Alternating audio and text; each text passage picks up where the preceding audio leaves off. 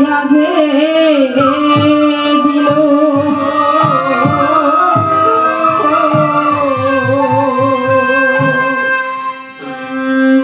এই দক্ষিণ দেশে যখন অশ্বটা নিল তখন এই শত্রুঘ্ন আর সারথীর মধ্যে তখন কথোপকথন হইতে লাগলো। সারথী বললেন, ওগো শত্রুঘ্ন বীর, এই দক্ষিণ দেশ ছিল তপবান। এই দক্ষিণ দেশে এই যে শ্রীরামচন্দ্র সীতাকে যে প্রজাদের মঙ্গলের জন্য ৫ মাসের গর্ভকালে সীতাকে বনবাস দিয়েছিলেন,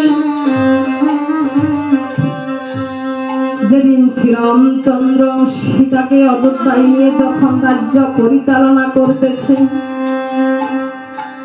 সেদিন শ্রীরামচন্দ্র শুনলেন এই রাজ্যের কিছু কিছু প্রজারা সীতার নামে কলঙ্ক গাইতেছে, সীতা সতী। সেদিন শ্রীরামচন্দ্র সহ্য না করতে পেরে সীতাকে বনবাস দিয়েছিলেন। না জানি আজ সীতা দেবী এই বনের মধ্যে কি করিতেছে। মা আমার সেদিন ৫ মাসের গর্ভ ছিল, সেই লক্ষ্মী আজকে এই বনের মধ্যে কেমন সুখে আছে। এই সীতা দেবীকে যেই দিন বনে গিয়েছিল, সেই বনের মধ্যে সীতা দেবী একা। এই বনের মধ্যে যেদিন সীতা দেবী একা, সীতা দেবী তখন বলতেছে, আমি কোথায় যাব,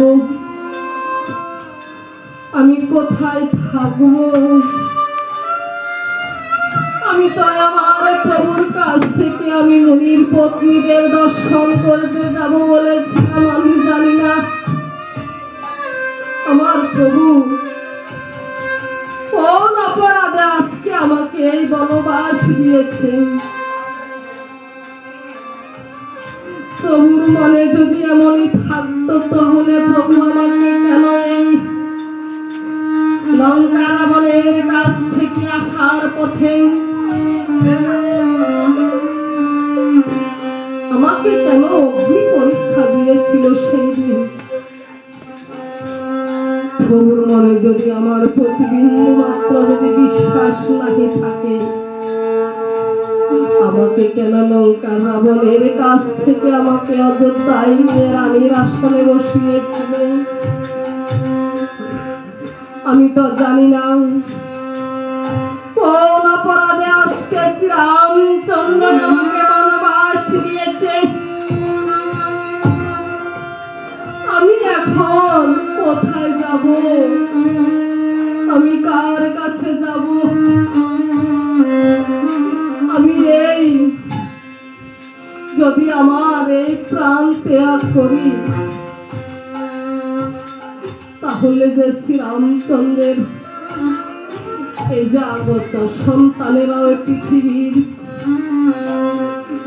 আলো দেখার আগে তারাও পৃথিবী থেকে শেষ হয়ে যাবে।